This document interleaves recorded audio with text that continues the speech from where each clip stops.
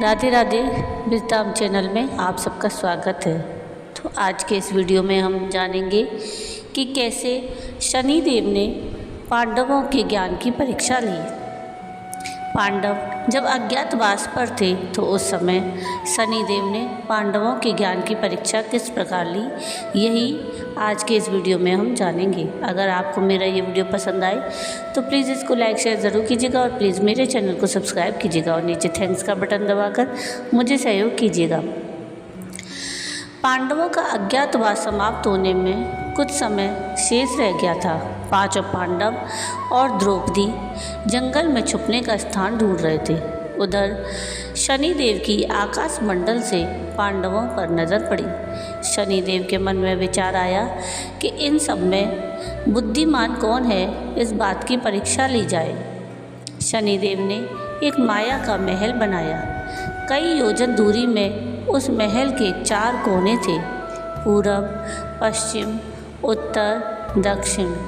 अचानक भीम की नज़र महल पर पड़ी और वो आकर्षित हो गया। भीम युधिष्ठिर से बोला, भैया मुझे महल देखना है। तो भाई ने कहा, जाओ। भीम महल के द्वार पर पहुंचा। वहाँ शनिदेव दरबान के रूप में खड़े थे। भीम बोला कि मुझे महल देखना है। तो शनिदेव ने कहा कि महल देखने की कुछ शर्तें हैं।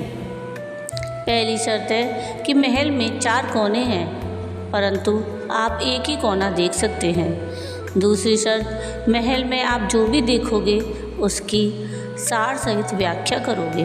तीसरी शर्त, अगर आप व्याख्या नहीं कर सके तो कैद कर लिए जाओगे। भीम ने कहा कि मैं स्वीकार करता हूँ, ऐसा ही होगा। और वह महल के पूर्व छोर की ओर गया। वहाँ जाकर उसने अद्भुत पशु पक्षी, फूलों और फलों से लदे वृक्षों का नज़ारा देखा। आगे जाकर देखता है कि 3 कुएं हैं, अगल बगल में छोटे कुएं और बीच में एक बड़ा कुआं। बीच वाले बड़े कुएं में पानी का उफान आता है और दोनों छोटे खाली कुओं को पानी से भर देता है।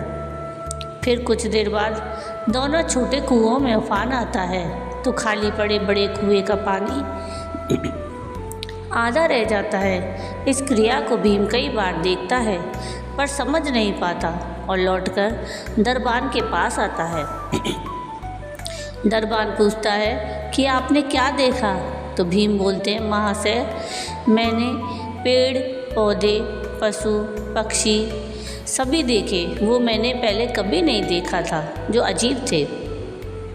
किंतु एक बात समझ में नहीं आई, छोटे कुएं पानी से भर जाते हैं और बड़ा कुआं क्यों नहीं भर पाता, ये बात समझ में नहीं आई। दरबान बोला, आप शर्त के अनुसार बंदी हो गए हैं और बंदी घर में बिठा दिया। अब अर्जुन आया और अर्जुन बोला कि मुझे महल देखना है। दरबान ने शर्त बता दी और अर्जुन पश्चिम वाले छोर की तरफ चला गया।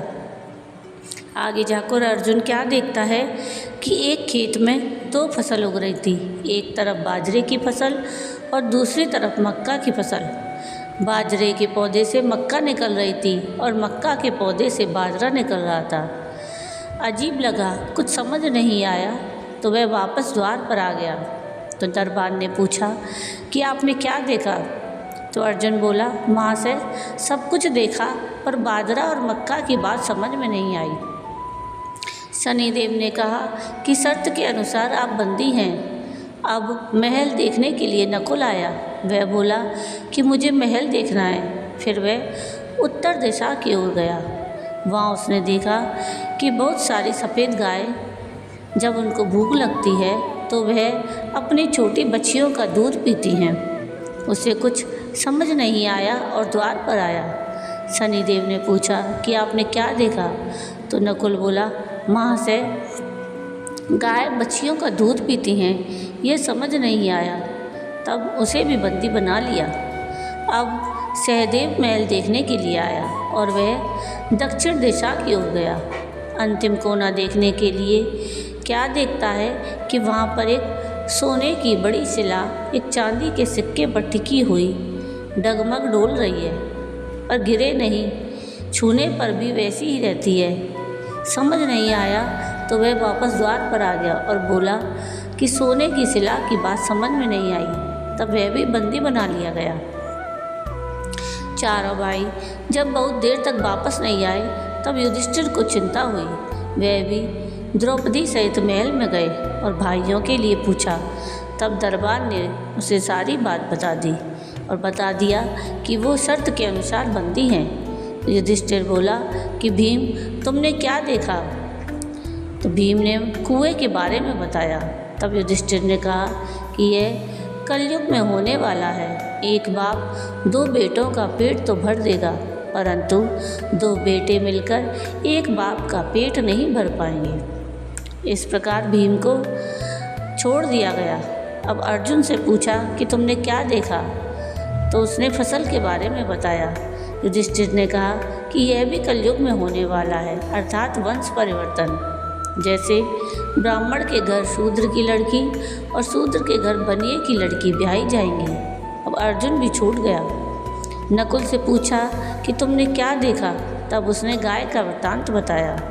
तब युधिष्ठिर ने कहा कि कलयुग में माताएं अपनी बेटियों के घर में पलेंगी, बेटी का दाना खाएंगी और बेटे सेवा नहीं करेंगे।